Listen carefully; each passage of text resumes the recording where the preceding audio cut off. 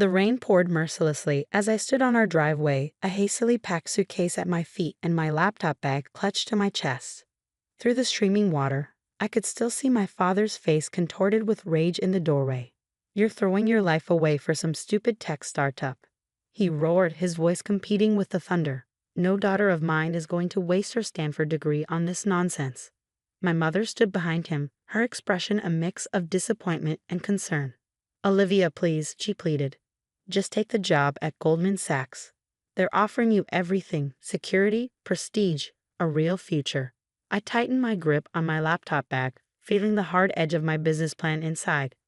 2 years of research, countless sleepless nights, and the validation of 3 tech incubators, all dismissed as nonsense because it didn't fit their definition of success.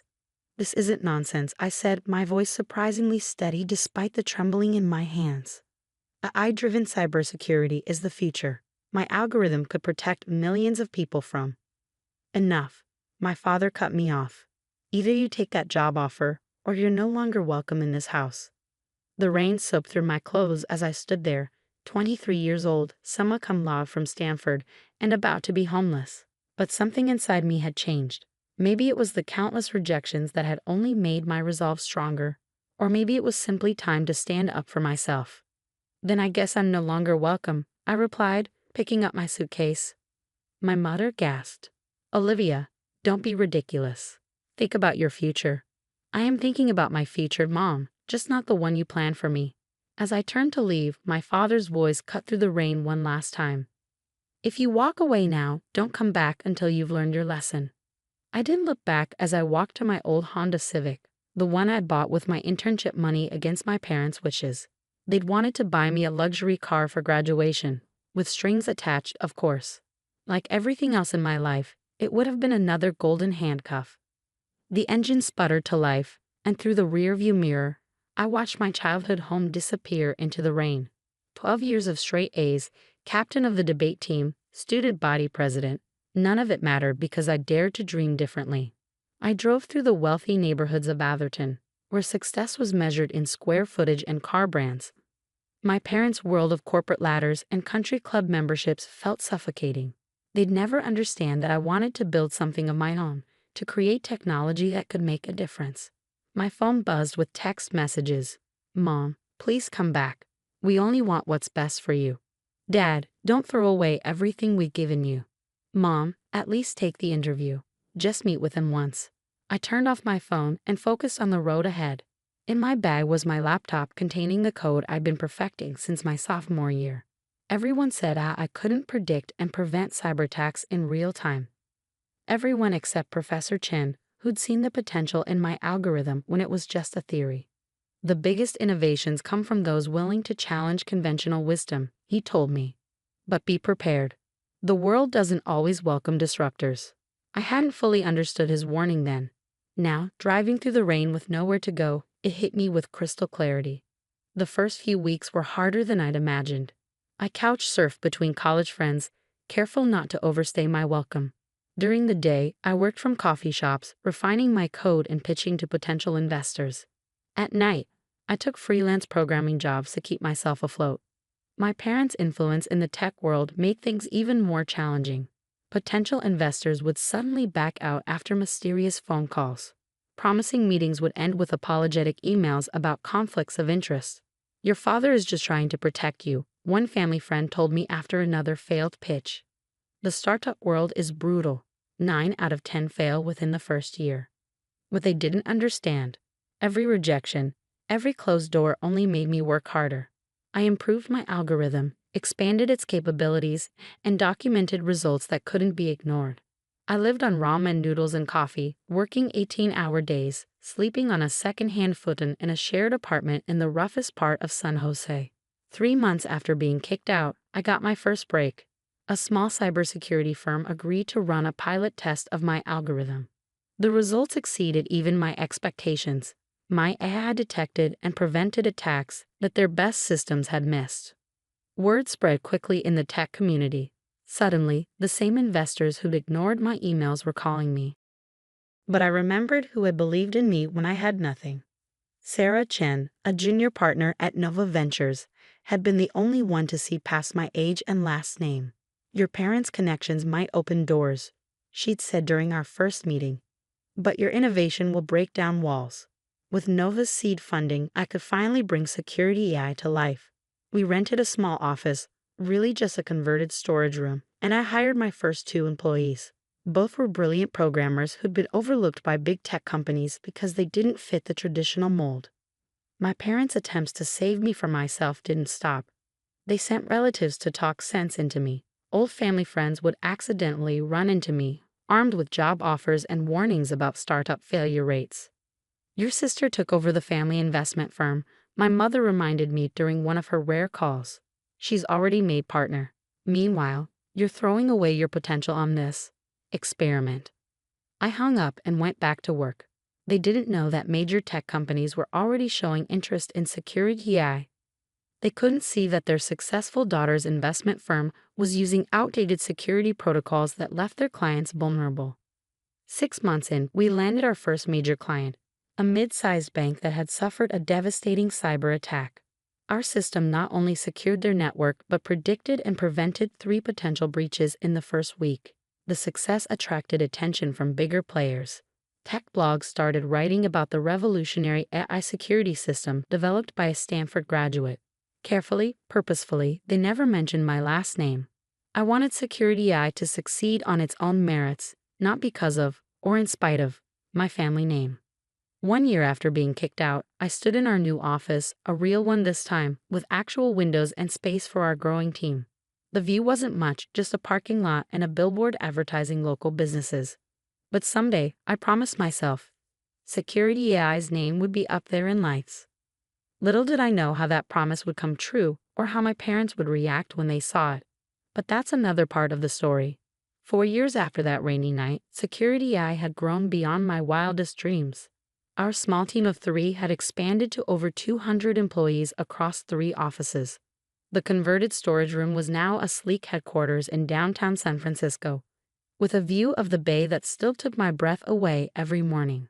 But success came with its own challenges. The bigger we grew, the harder it became to stay under my family's radar. Tech magazines wanted interviews. Business journals requested profiles. I turned them all down, letting my innovation speak louder than any headline could. "You can't hide forever," Sarah Chen, now my closest advisor, warned me one morning as I declined another magazine cover. "Security AI is becoming too big to stay in the shadows." She was right. Our AI system had just prevented a massive cyber attack on one of the largest banks in America, saving them billions in potential losses.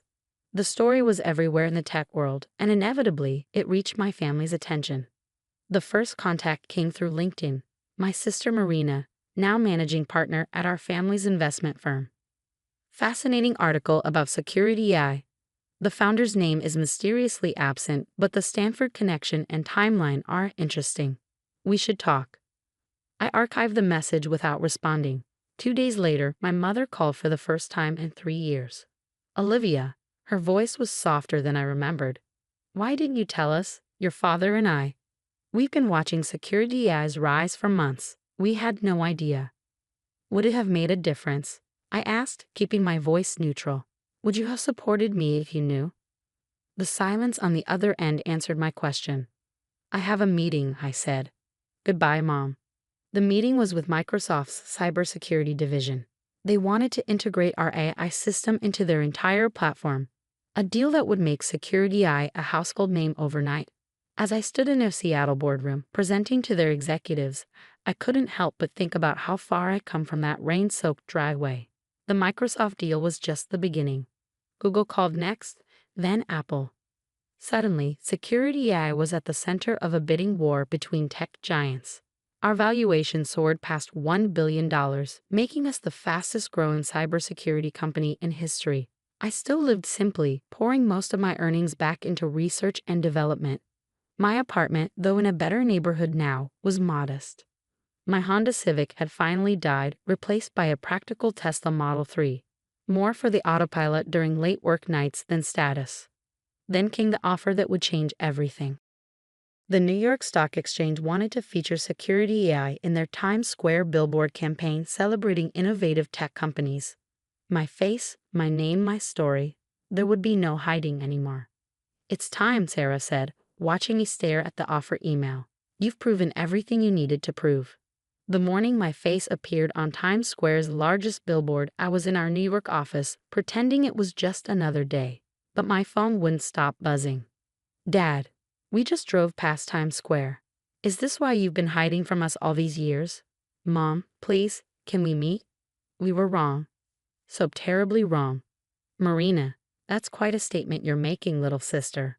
Father is having a meltdown. I let them all go to voicemail. Instead, I focus on our latest project, a free version of Security AI for nonprofit organizations and educational institutions. Success meant nothing if it couldn't make a real difference in the world. But they wouldn't give up. My parents camped out in the lobby of our New York office, refusing to leave until they saw me. After 3 hours, Sarah convinced me to face them. Sometimes, she said, closure is worth more than avoiding pain. When I stepped out of the elevator, I barely recognized them. My father's commanding presence seemed diminished, his shoulders hunched under his expensive suit. My mother's perfectly maintained facade showed cracks of genuine emotion. Olivia, my father started, his voice uncharacteristically uncertain. We were wrong. What you've built, it's extraordinary. We've missed you so much, my mother added, stepping forward. Please, can we try to make things right? I looked at them, these people who had shaped my life with their expectations, who had tried to force me into their mold of success. 5 years ago, their approval had meant everything. Now, I'm not the same person you kicked out, I said quietly. That girl who desperately wanted your approval, she grew up. She built something meaningful, not because of you, but in spite of you. My father flinched. We know that now. We want to be part of your life again. Your sister's firm. We could collaborate, bring Security AI into the family business. I held up my hand, stopping him. That's exactly why this meeting needs to be short. You still don't understand.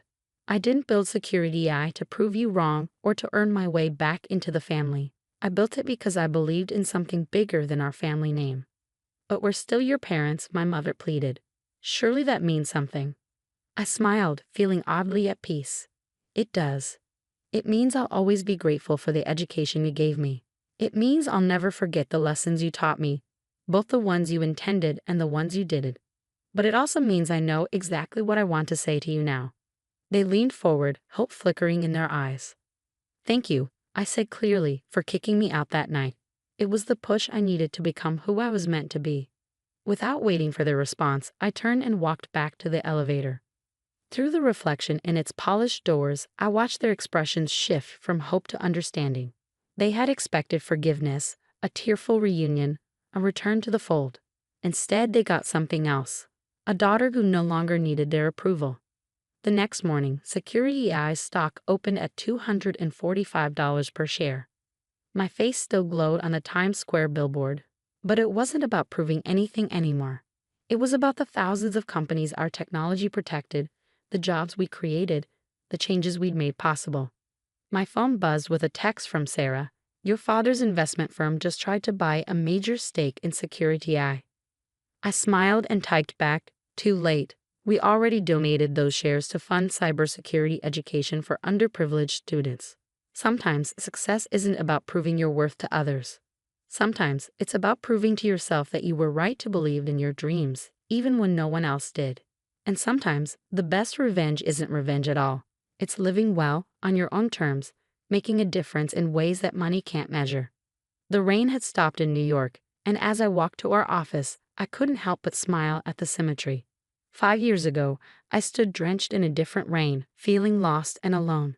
Now I walked in sunshine, knowing exactly who I was and what I was worth. And that was worth more than any billboard could display. We need someone more dynamic, Michael Parker said, not quite meeting my eyes across his sleek desk. The tech industry moves fast, Catherine. Maybe it's time to consider a different field.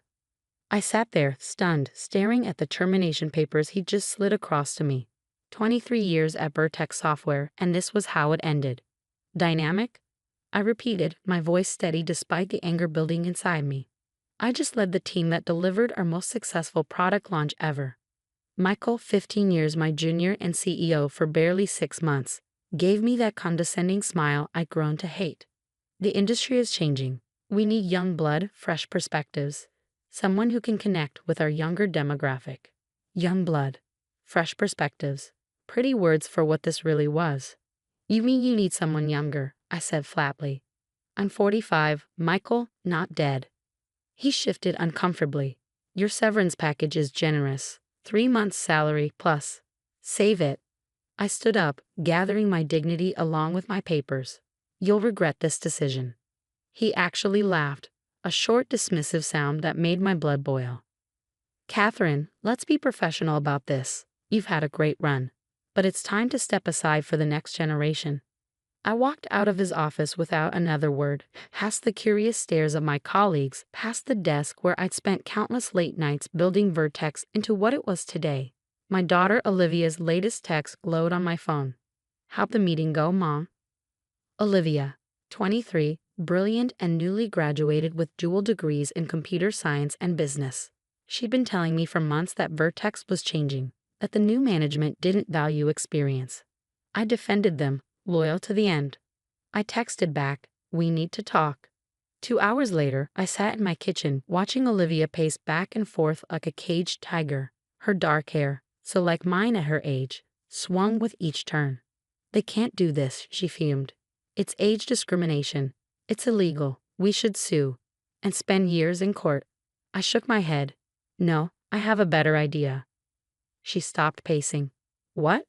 I smiled, feeling the first stirrings of a plan. Remember that startup idea you pitched me last month? The one about adaptive learning software? Neural dynamics? Olivia's eyes lit up. Of course. I've been refining the concept, building out the architecture. How close are you to a working prototype? She sat down across from me, excitement building in her voice.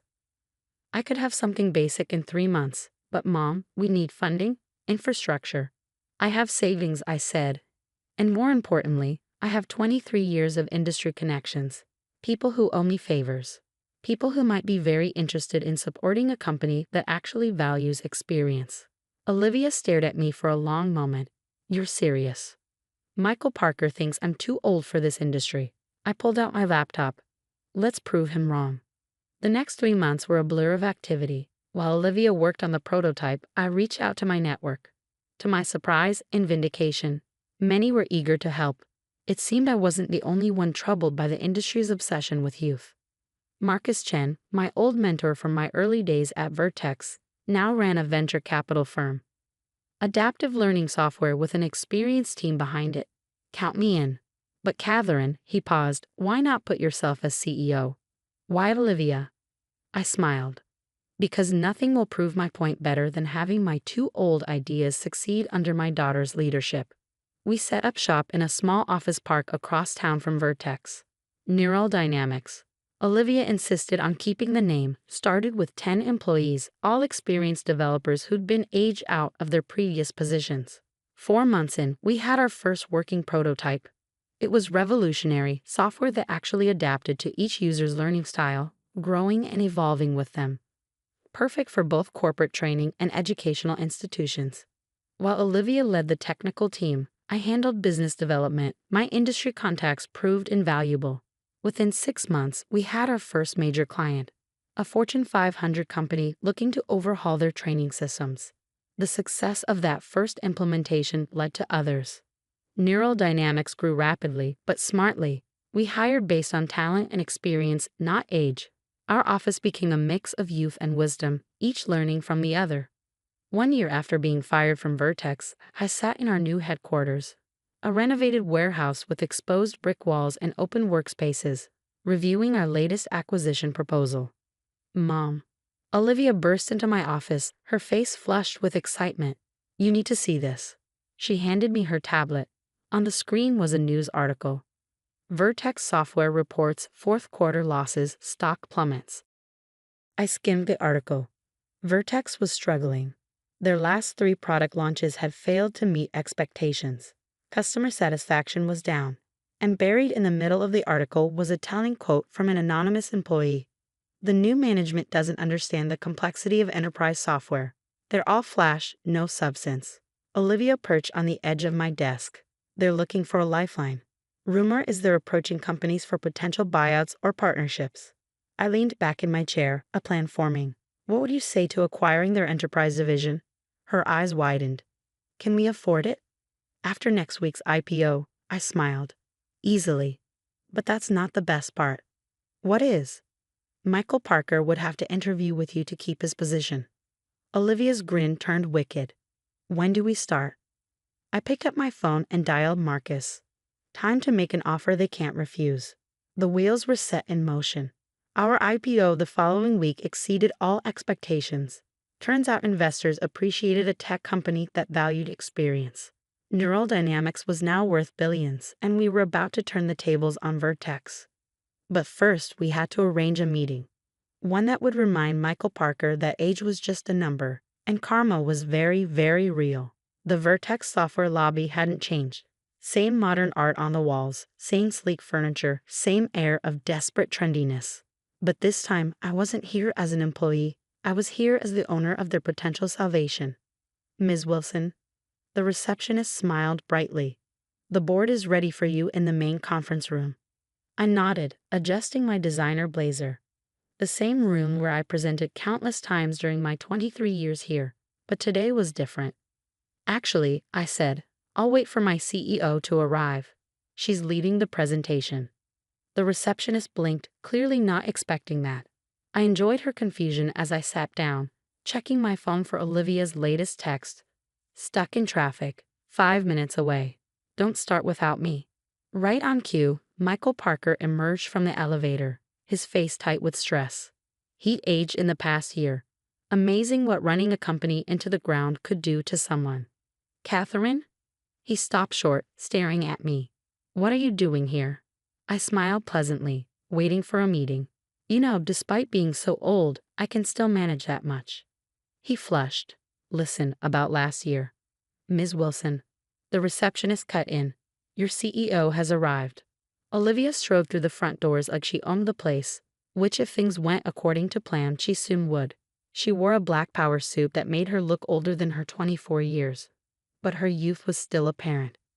Michael's eyes widened as she approached.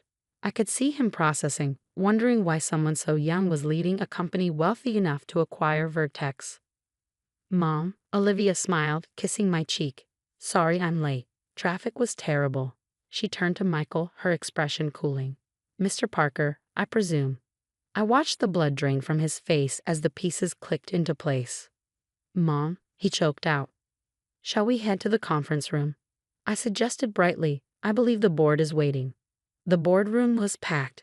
8 nervous-looking board members sat around the massive table, with Michael's seat conspicuously empty at the head.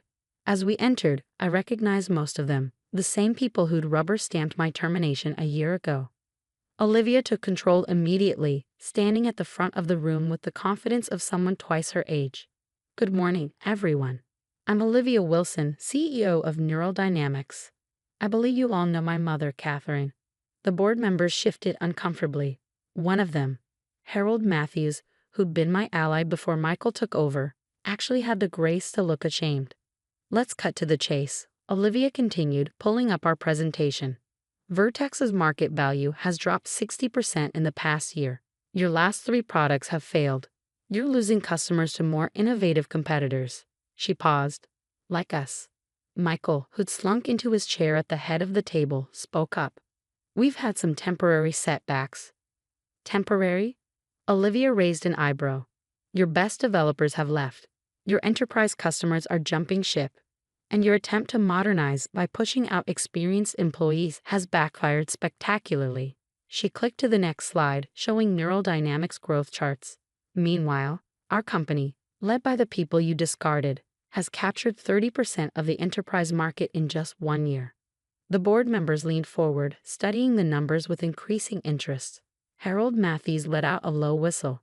We're prepared to acquire Vertex's enterprise division, Olivia announced. Full purchase, generous terms. We'll retain most employees, though, she smiled coldly at Michael. There will need to be some changes in management. This is absurd, Michael sputtered. You can't seriously expect. Neural Dynamics is now valued at $4.2 billion. I cut in smoothly. more than 10 times Vertex's current market cap. I'd say we can expect quite a lot. Silence fell over the room. The deal is simple, Olivia continued. We'll absorb your enterprise division, retain your client base, and integrate your remaining viable products into our ecosystem. Current employees will be evaluated for positions within Neural Dynamics. She paused. Including you, Mr. Parker. Michael's face went from red to white. You expect me to interview for a position in my own company? No, Olivia corrected. You'll be interviewing for a position in my company.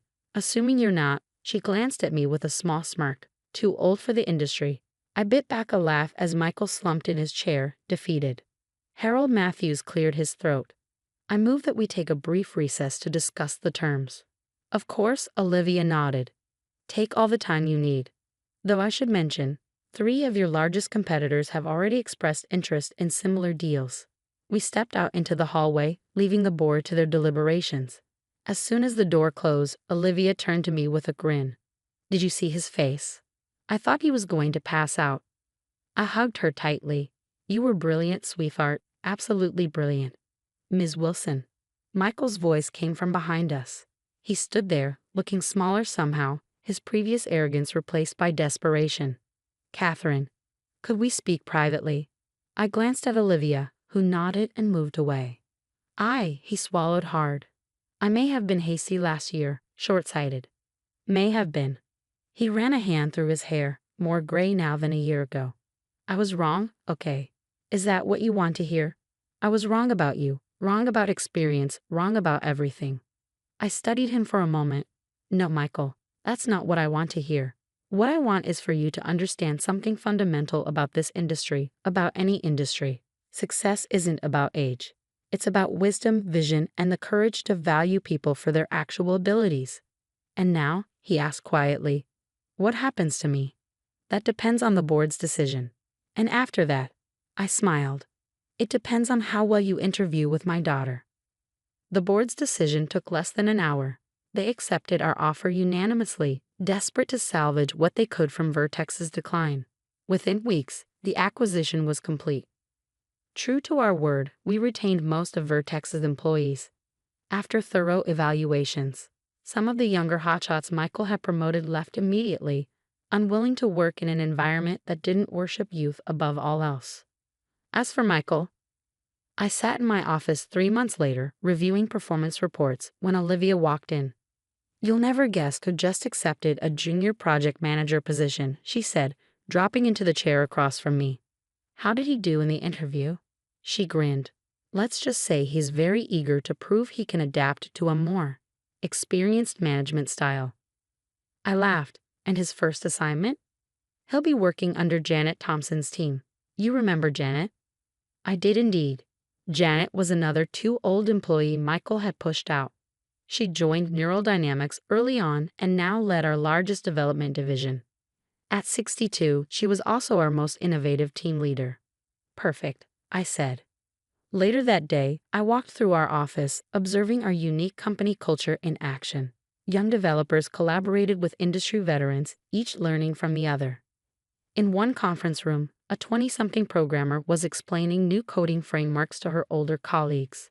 In another, a gray-haired system architect was teaching junior developers about enterprise-level security protocols. I spotted Michael in the break room, looking somewhat shell-shocked as Janet outlined his first project. He glanced up and saw me watching. For a moment, our eyes met, and I saw the lesson had finally sunk in. Age was just a number. Success was about something far more important, the wisdom to recognize talent in all its forms. That evening, as Olivia and I shared a celebratory dinner, she raised her glass. To proving them wrong. I shook my head, smiling. To proving ourselves right. We'd done more than get revenge. We created something that proved success had no age limit, only the limits we placed on ourselves. And somewhere in a junior project manager's cubicle, a humbled Michael Parker was learning that lesson the hard way. The day everything changed, I stood in my grandfather's study wearing the suit I'd had tailored specifically for this moment. Through the floor-to-ceiling windows of Sterling Industries headquarters, Manhattan's skyline stretched endlessly, a view I'd grown up admiring. The same view my grandfather had used to inspire me with stories of building his empire. "One day, Olivia," he'd say, "all of this will need someone strong enough to carry it forward." Now, 2 months after his passing, the entire Sterling family had gathered to hear the announcement of his successor. I adjusted my cufflinks, the ones he'd given me on my graduation from NIT, and tried to quiet the pounding in my chest. At 32, I'd spent the last decade preparing for this moment. While my cousin Maxwell attended society parties and collected headlines for his escapades, I had worked my way up through every department of Sterling Industries. Research and development, operations, finance. I learned it all from the ground up, just as my grandfather had. The heavy mahogany doors opened, and my Uncle Edward, the interim CEO, strode in. Behind him came the board members, then my parents, my Aunt Catherine, and finally Maxwell himself, looking immaculate in his designer suit, despite having just returned from his 3rd vacation this month. "Thank you all for coming," Uncle Edward began, his voice carrying the weight of authority he'd wielded since my father gave up his position to pursue politics. "As you know, we're here to announce Sterling Industries' new chief executive officer, as specified in Father's will." I caught my mother's eye. She quickly looked away, and my stomach tightened. Something was wrong. Sterling Industries represents not just a company, but a legacy, Uncle Edward continued. "We need leadership that understands both tradition and innovation. Someone who can maintain our relationships with the right people, who knows how to navigate our circles." My father shifted uncomfortably. Aunt Catherine smiled. "Therefore, it is my pleasure to announce that the new CEO of Sterling Industries will be Maxwell Sterling." The room erupted in applause. I stood frozen, my mind refusing to process the words. Maxwell stepped forward, his practiced smile gleaming. "I'm honored to accept this responsibility," he said smoothly. "Sterling Industries has always been about family, about upholding traditions while embracing the future." Family, traditions. The words rang hollow in my ears. I thought about the nights I'd spent reviewing contracts, the weekends lost to project proposals, the relationships sacrificed for this company, all while Maxwell had been building relationships at cocktail parties and charity galas. "Olivia." My mother touched my arm gently. "Don't make a scene." I looked at her, really looked at her, and saw the guilt in her eyes. "You knew," I said quietly. "You all knew before this meeting. It's what's best for the company," she whispered. "Maxwell has the right connections. The board feels." "The board?" I cut her off. "Or Uncle Edward?" "Olivia." My father's stern voice joined in. "This isn't the time." I turned to face the room. Maxwell was still speaking, something about honoring my grandfather's vision. The same grandfather who had taught me everything about this business, who had believed in merit over birthright. Grandfather would be ashamed, I said, my voice carrying across the room. The chatter died. Maxwell's smile faltered. "Olivia," Uncle Edward warned. "Remember your place." "My place?" I laughed, the sound harsh even to my own ears. "I've given everything to this company. I know every department, every major client, every project in development. Maxwell doesn't even know how our main product line works." "That's enough." Uncle Edward's face reddened. "Your grandfather understood that running this company requires more than just technical knowledge. It requires the right personality, the right background, the right gender." I finished for him. The silence that followed was deafening. "You're being emotional," Aunt Catherine said dismissively. Maxwell has been groomed for this position. He understands the social aspects, the networking required. You mean he's good at spending money at charity events? I removed my grandfather's cufflinks slowly, deliberately. Well, don't worry. I won't embarrass you with any more displays of emotion. I placed the cufflinks on my grandfather's desk, next to the photo of him teaching me about circuit boards when I was 12. Maxwell had been at a boarding school in Switzerland then. Olivia, don't be dramatic, my father started, but I was already walking to the door. Miss Sterling, one of the board members called out. Your position as head of operations is still secure. The board values your technical contributions. I paused at the doorway, turning to face them one last time. Keep it. I resign. Don't be foolish, Uncle Edward snapped. Where will you go? What will you do? I smiled, thinking of the project I'd been developing in secret, the patents I'd filed under my own name, the network I'd built while they thought I was just managing operations. Watch me, I said simply, and walked out. Behind me, I heard Maxwell resume his speech, heard the polite applause resume.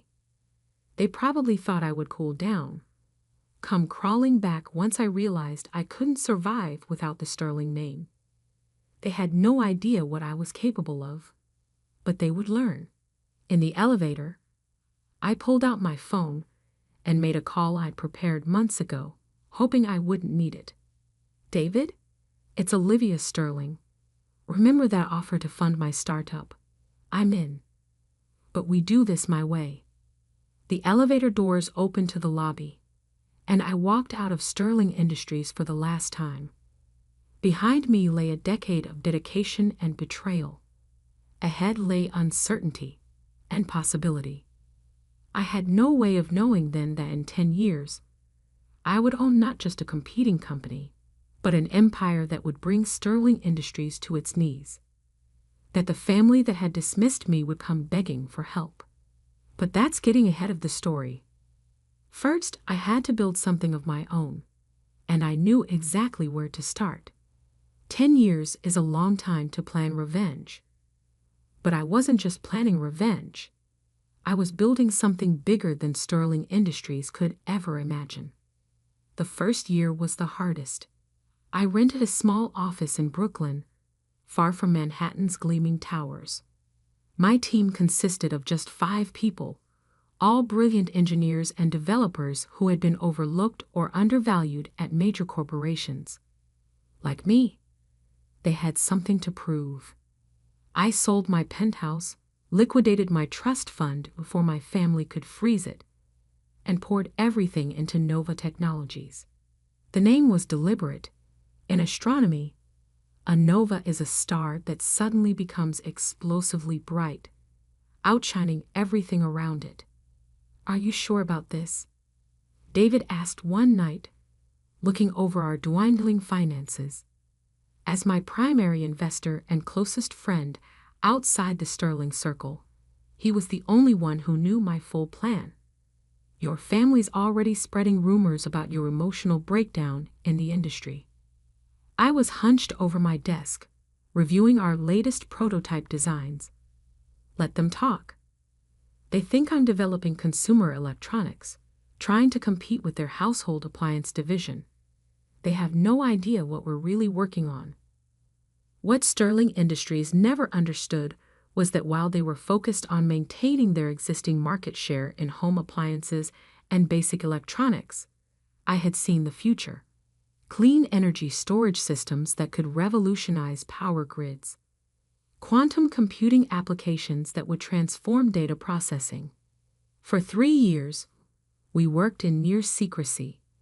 I lived in a tiny apartment, poured every penny into research and development. My family's Christmas cards arrived each year, filled with updates about Maxwell's visionary leadership and Sterling Industries' continued market dominance. I filed them away without response. Then came our breakthrough. It works. Anna, our head engineer, burst into my office one morning, her eyes wild with excitement. The quantum storage system, it actually works.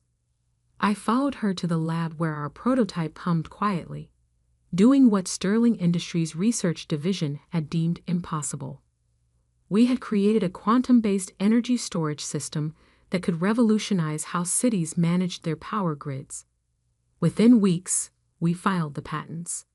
A month later, major tech publications started noticing Nova Technologies. Investors began calling. But I was selective. I knew what money came with strings attached. The real turning point came when Morgan Stanley's head of technology investment contacted us. The meeting was set for their Manhattan office, 3 blocks from Sterling Industries. As my car approached the Morgan Stanley building, I saw a familiar figure entering Sterling Industries headquarters. Maxwell, surrounded by his usual entourage. He looked exactly the same, perfectly styled, perfectly confident, perfectly clueless about the storm that was coming. Nova Technologies isn't just offering a product, I told the Morgan Stanley executives an hour later. We're offering the future of urban power infrastructure, and we're the only ones who know how to build it.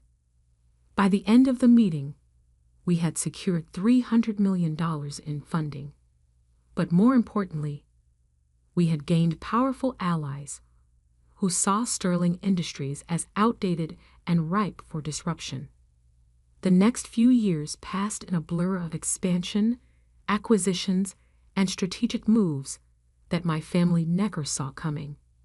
Nova Technologies grew exponentially, but I kept my name out of the press, operating through subsidiaries and partners.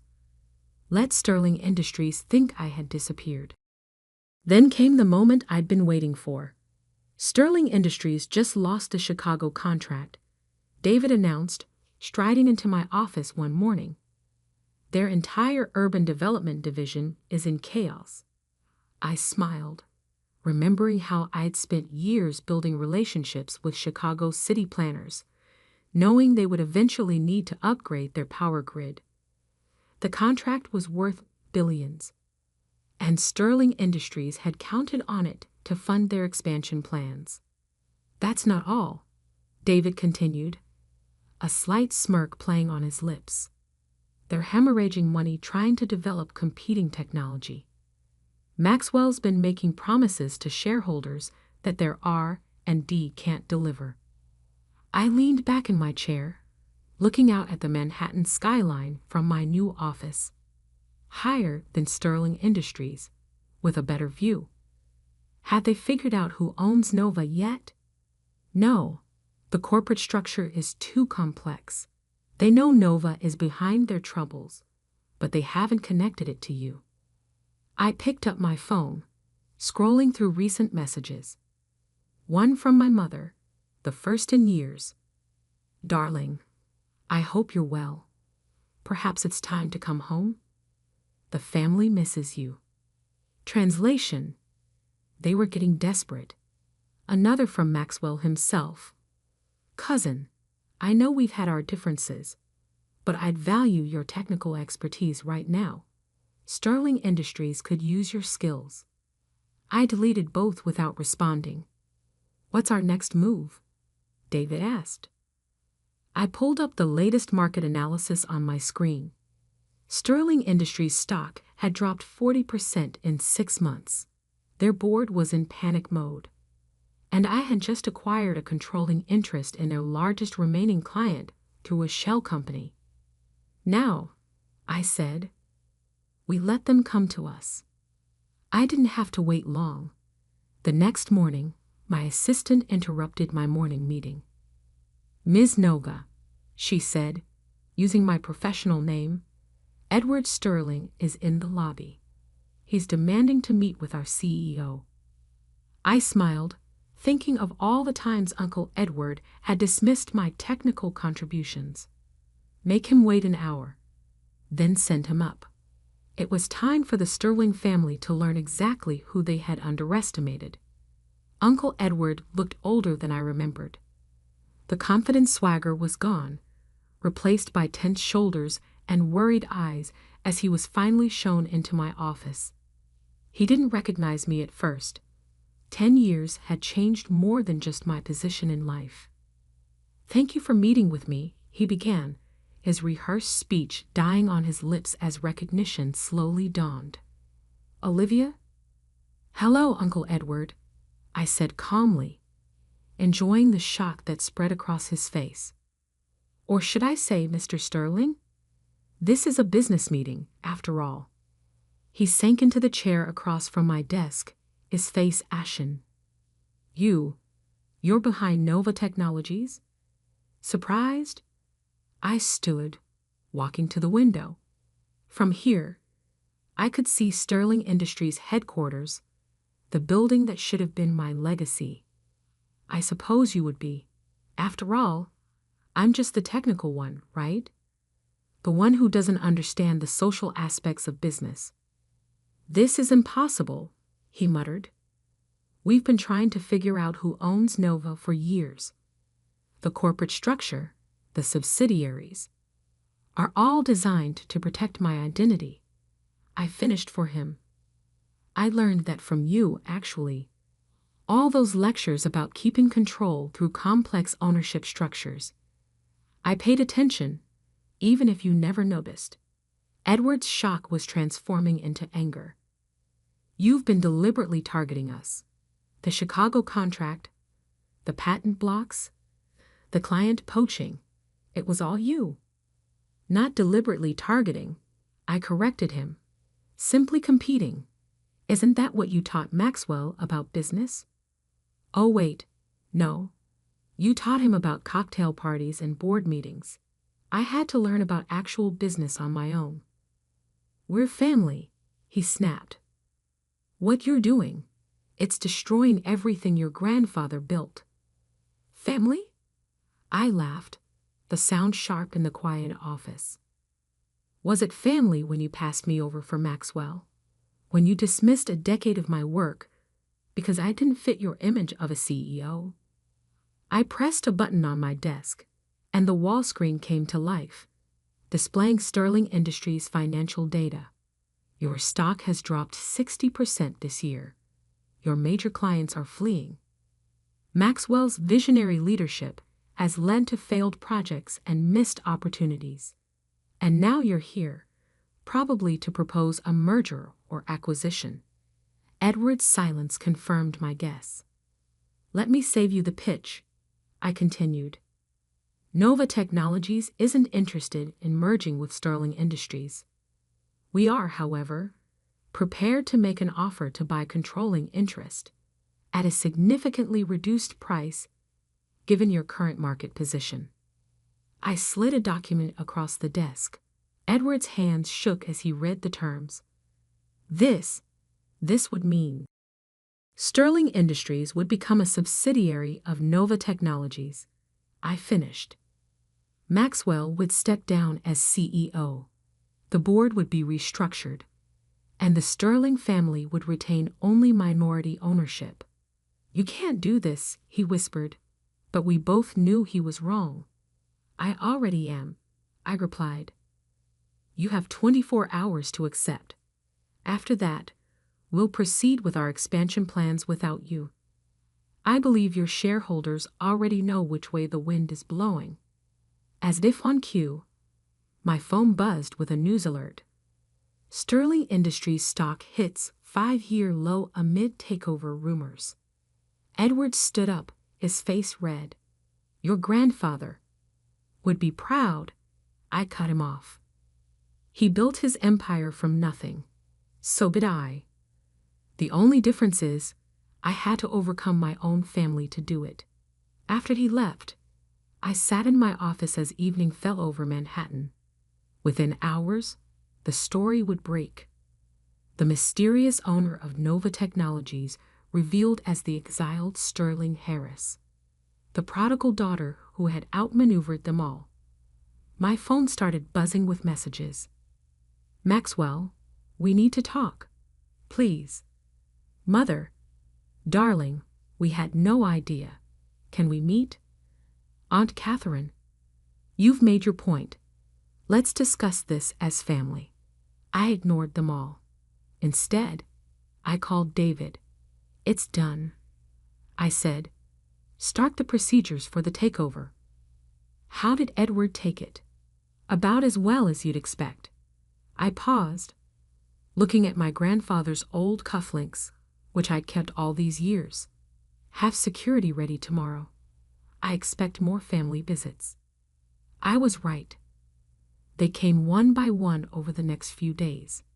My father, trying to appeal to family loyalty. My mother, tears and guilt. Maxwell, attempting to negotiate.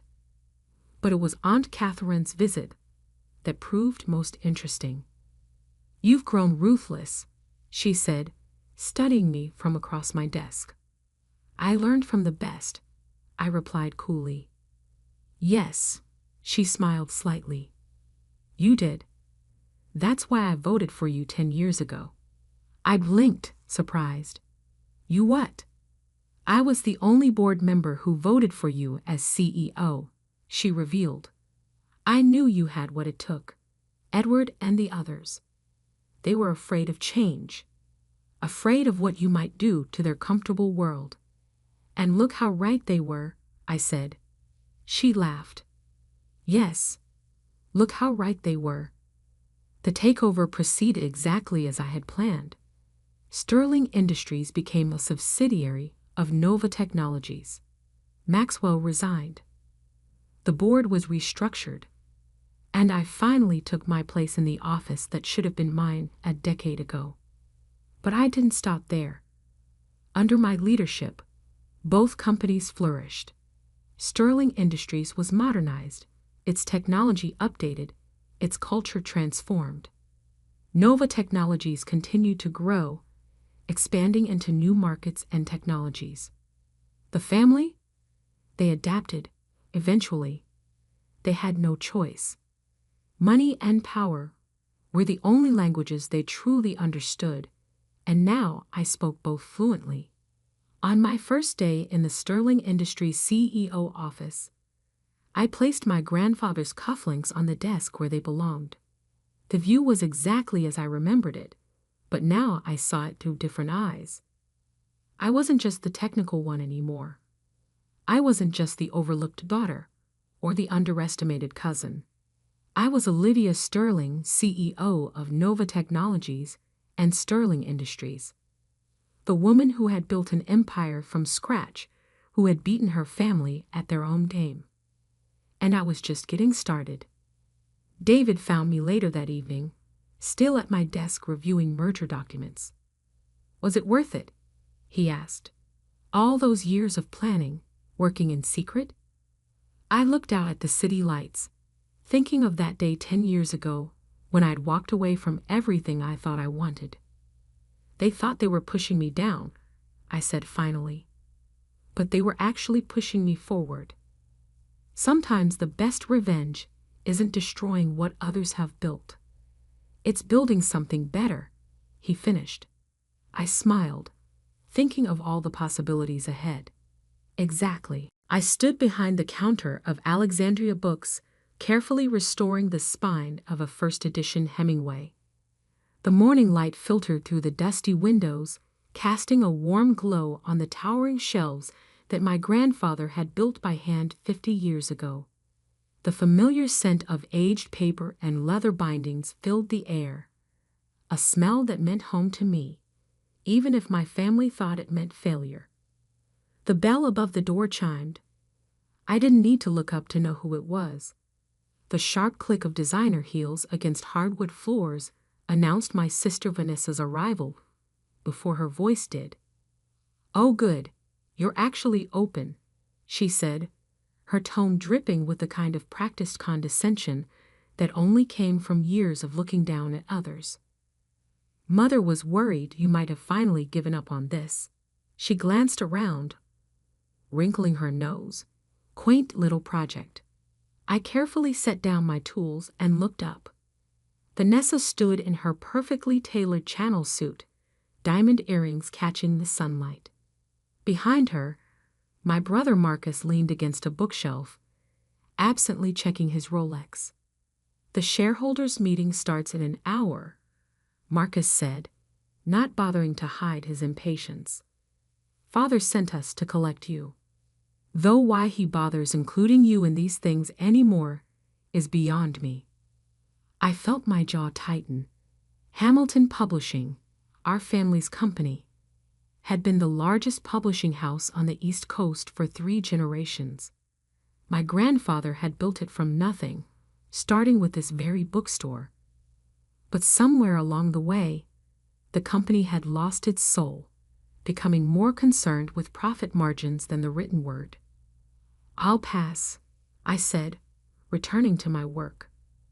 "Some of us actually have to earn a living." Vanessa laughed, the sound echoing off the shelves. "Earn a living? Sophie, darling, you barely make enough to keep the lights on in this dusty old place." Meanwhile, the company's digital division alone brought in $400 million last quarter. I didn't respond. She wasn't wrong about the numbers. Alexandria Books barely broke even most months. But every time I thought about selling it, I remembered my grandfather's words. "Sophie, this store isn't just about selling books. It's about preserving stories, protecting the magic that lives between pages." "Father's patience isn't endless," Marcus added, straightening his tie. "The company's expanding into NFTs and digital rights management. The board wants to liquidate all physical assets, including this property." My head snapped up. This store isn't a company asset. Grandpa left it to me in his will. "Yes, his one great mistake," Vanessa sighed. "Leaving the company's birthplace to the only Hamilton who doesn't understand business. The building alone is worth millions in real estate value." I stood up, anger finally breaking through my practiced calm. "Get out. Excuse me." Vanessa's perfectly shaped eyebrows shot up. I said, "Get out. Both of you. Go to your meeting. Make your millions. But leave my store alone." Marcus pushed off from the shelf, shaking his head. "Still the same stubborn Sophie. You know, this is why Father passed you over for CEO. No business sense, just foolish sentimentality." They left, the bell chiming mockingly behind them. Through the window, I watched them climb into Marcus's Ferrari, their laughter carrying through the glass. I waited until they'd driven away before letting my shoulders slump. The truth was, the store was struggling. Amazon and online retailers had changed everything. Most days, I saw more dust than customers. But this place held secrets my siblings couldn't understand. I locked the front door, flipping the sign to closed, and headed to the back room. This was my sanctuary, where my grandfather had spent his final years cataloging his personal collection. Books filled every available space, from floor to ceiling, some so old their titles had faded into illegibility. My fingers traced along the spines, until I reached the section I'd been avoiding for months. Grandpa's last project. The books he'd been examining before his stroke, still sitting exactly where he'd left them. Something about Marcus's threat felt different this time. Maybe it was time to finally go through these last few volumes, to finish what Grandpa had started. I pulled out the first book, a leather-bound tome with no title on its spine. As I opened it, a yellowed envelope slipped from between its pages, floating to the floor like an autumn leaf. My heart stopped when I saw the handwriting on the front. "For Sophie, when the time is right. Love, Grandpa." With trembling fingers, I broke the seal. The envelope contained more than just a letter. Several aged photographs slid out, along with what appeared to be a handwritten manuscript. My heart raced as I began reading my grandfather's familiar scrawl. "My dearest Sophie, if you're reading this, it means they're finally trying to take the store from you. I knew this day would come. Your father and siblings never understood what we protected here. They think Alexandria Books is just a dusty old shop, a relic of the past. They couldn't be more wrong. What I'm about to tell you must remain secret until the right moment. I sank into Grandpa's old leather chair, documents spread across the reading desk. The more I read, the more my hands trembled. The manuscript wasn't just any old book.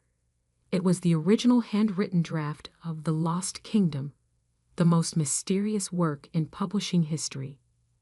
Written in 1923 by reclusive author Edmund Blake, the book had achieved near-mythical status. Only 100 copies were ever printed, and each one had vanished within a year of publication. Collectors worldwide had spent decades searching for even a single page. The story itself was said to contain coded messages leading to an immense fortune, but most people dismissed it as an urban legend. Yet here it was, the original manuscript in my grandfather's collection, along with Blake's personal notes and correspondence. My grandfather's letter explained everything. I found it in 1972, hidden in a false bottom of a trunk at an estate sale. Blake had no heirs, no family. He left clues scattered across his work, leading to something that could change everything. I've spent years trying to decode it, Sophie. The answer is in these pages, but I ran out of time. You're the only one who can finish what I started. You understand books the way I do, not as commodities, but as treasures. Your father and siblings would sell this to the highest bidder without a second thought. But you'll understand what to do with it. A knock at the store's front door jolted me from my reading. Through the window, I saw Oliver Chen, my best friend since college and now a rare book authenticator at Christie's. I quickly gathered the papers and locked them in Grandpa's safe before letting him in. Your sister called, he said, looking concerned. Said you had some kind of breakdown at the store. Are you okay? I laughed, the sound slightly hysterical. Did she call you as my friend or as a potential buyer for the building? Oliver had the grace to look embarrassed. Both, actually. Hamilton Publishing is serious this time, Sophie. They're preparing a hostile takeover of the property. They can't. The deed is in my name. They're claiming the store was never properly transferred out of company holdings. Your father has paperwork showing it's still a Hamilton Publishing asset. My blood ran cold. Forged documents. Would you put it past them? I glanced toward the back room where Grandpa's safe held what might be the most valuable literary discovery of the century. How long do I have? The court filing is set for Monday. 4 days. 4 days to decode a manuscript that my grandfather had spent decades studying. 4 days to uncover a secret that had remained hidden for almost a century. 4 days to save not just the bookstore, but perhaps my grandfather's legacy. I need your help, I said, leading Oliver to the back room. But first, you have to promise me something. What I'm about to show you stays between us. Not a word to anyone, especially not my family. Sophie, you're scaring me. I opened the safe, pulling out the manuscript. Oliver's eyes widened as he realized what he was looking at. Is that the original manuscript of The Lost Kingdom, the one that everyone thought was destroyed? Oliver sank into a chair, his professional composure cracking. Do you have any idea what this is worth? The auction value alone. It's not for sale. I cut him off. It's the key to something bigger. Grandpa left notes, clues. We need to figure out what Blake was hiding. For the next several hours, we pored over the manuscript and my grandfather's research. Blake's story on the surface was simple, a tale of a hidden civilization and its vast treasures. But certain words were written with slightly different spacing. Some letters had unusual flourishes, and scattered throughout were seemingly random numbers. "It's a cipher," Oliver finally said, excitement creeping into his voice. "Look at these sequences. They're not random. They're coordinates." I pulled up Google Maps on my phone while Oliver read out the numbers. The location that appeared made my heart skip. The Manhattan headquarters of Hamilton Publishing. The building wasn't built until 1950, I said, frowning. Blake died in 1925. How could he have known? Because, Oliver said slowly, Hamilton Publishing wasn't the first owner of that land. According to these notes, it used to be. A loud crash from the front of the store interrupted him. We froze, hearing footsteps and voices. "Start boxing up everything," my sister's voice commanded. "Father wants this place cleared out by morning." They were here, and they were early. I quickly shoved the manuscript and notes back into the safe, but not before taking a photo of the crucial pages with my phone. Oliver and I slipped out the back door just as Vanessa's voice got closer. Standing in the alley behind my store, watching through the window as a team of workers began dismantling my grandfather's shelves, I made a decision. I wouldn't let them destroy everything he had built. Not when I was so close to understanding the truth. "Where are we going?" Oliver asked as I hailed a cab. "Hamilton Publishing," I replied, my voice steady despite my racing heart. "It's time to find out what Edmund Blake hid in my family's building." The taxi pulled away from the curb, and I watched my bookstore disappear from view. By tomorrow, it would be emptied, stripped bare by my own family. But if Blake's manuscript was right, what waited at Hamilton Publishing would change everything. I just had to solve the puzzle before my family discovered what I'd found. The Manhattan headquarters of Hamilton Publishing loomed above us in the fading evening light, its gleaming glass facade a stark contrast to my cozy bookstore. The irony wasn't lost on me. The building that symbolized my family's betrayal might also hold the key to saving everything my grandfather had built. "Your ID badge still work?" Oliver whispered as we approached the lobby. I pulled out the access card I'd never returned after being pushed out of the company. Only one way to find out.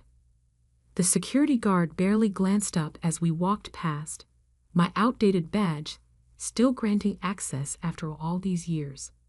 The evening cleaning crew paid us no attention as we made our way to the executive floor, home to the company's historical records and my father's private office.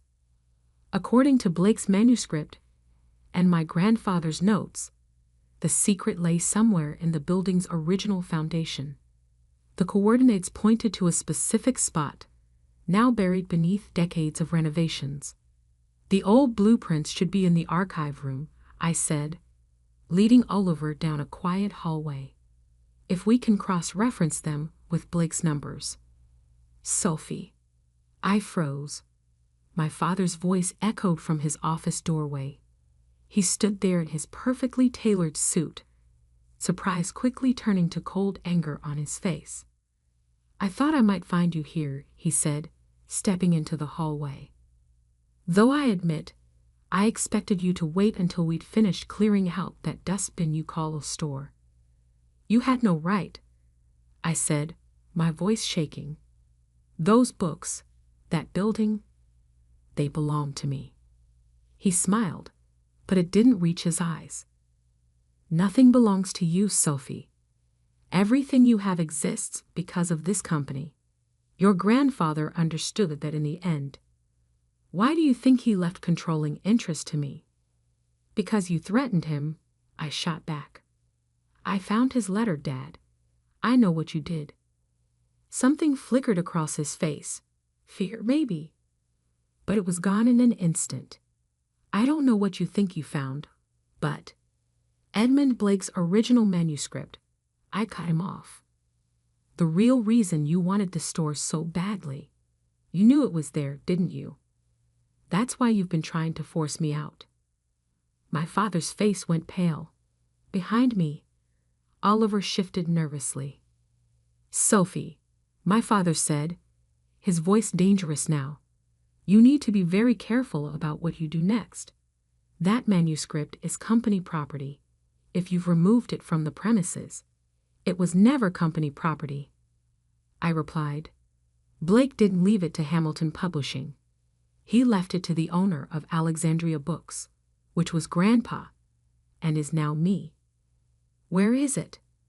He stepped closer, all pretense of civility gone. "Safe, along with proof of how you forged documents to steal the store, how you threatened Grandpa when he wouldn't sell, and—" I pulled out my phone, showing him the photos I'd taken of Blake's coded pages. The real reason this building exists where it does. Something changed in my father's expression. For the first time in my life, I saw him look afraid. "You haven't decoded it," he said, but his voice wavered. "Haven't I?" I smiled, channeling some of my sister's practiced confidence. "The coordinates, the old property records, the original foundation plans, it all points to one thing. Blake's lost fortune isn't just a legend, and it's buried right under this building." "That's impossible," he whispered. "We surveyed every inch during construction." "No," I corrected him. "You surveyed what you could see, but Blake's codes point to something deeper. Something hidden in the bedrock itself. Something worth far more than this entire company." My father's hand twitched toward his phone. "Security will be here in 2 minutes. Whatever you think you found is already in the hands of every major news outlet," I finished for him, "along with evidence of your corporate fraud. So here's what's going to happen." The next hour passed in a blur of lawyers, documents, and barely concealed threats. By midnight, I walked out of Hamilton Publishing with full ownership of Alexandria Books restored to my name, along with a controlling interest in the company's physical bookstore division. My father kept his position as CEO, but we both knew his power was broken. The board wouldn't look kindly on his actions once the full story came out. "I still can't believe it worked," Oliver said as we stood outside my store the next morning. The moving trucks were gone. Everything returned to its rightful place. But what about Blake's treasure? Was it really there under the building? I smiled, unlocking the store's front door. "Come on, there's something I need to show you." In the back room, I opened my grandfather's safe and pulled out Blake's manuscript one last time. But instead of coordinates or coded messages, I showed Oliver what my grandfather had highlighted on the very last page. "The greatest fortune a man can possess isn't gold or jewels, but the power of stories themselves. I leave this manuscript not as a map to hidden wealth, but as proof that words hold more value than any treasure." "So there was never anything buried under Hamilton Publishing?" Oliver asked, understanding dawning on his face. "Just an elaborate bluff," I confirmed. "One my father was too afraid to call, because he believed wealth had to mean money. He never understood what Grandpa tried to teach us, that real value isn't always about dollars and cents." I looked around at my store, at the shelves my grandfather built, at the books he'd loved, at the legacy he trusted me to protect. "Besides," I added with a smile, "who says we need buried treasure? This place, these books, they're worth more than anything my family could offer." The morning light streamed through the windows, dust motes dancing in the air like tiny stars. The store's bell chimed as our first customer of the day walked in. "Welcome to Alexandria Books," I called out, feeling truly at home for the first time in years. Oliver squeezed my shoulder before heading out. "Your grandfather would be proud," he said softly. I thought of my father in his glass tower, of my siblings in their luxury cars, of all their money and power and empty achievements. Then I looked at my little bookstore, filled with stories and memories and magic. They had never understood what real wealth looked like, but I did, and that was worth more than all their millions combined. Standing behind my counter, breathing in the familiar scent of aged paper and leather, I smiled. Sometimes the greatest victories don't come from finding hidden treasures or making millions. Sometimes they come from protecting what matters most, from standing your ground when the world tells you to give up, from knowing, deep in your heart, that some things are worth more than money could ever buy.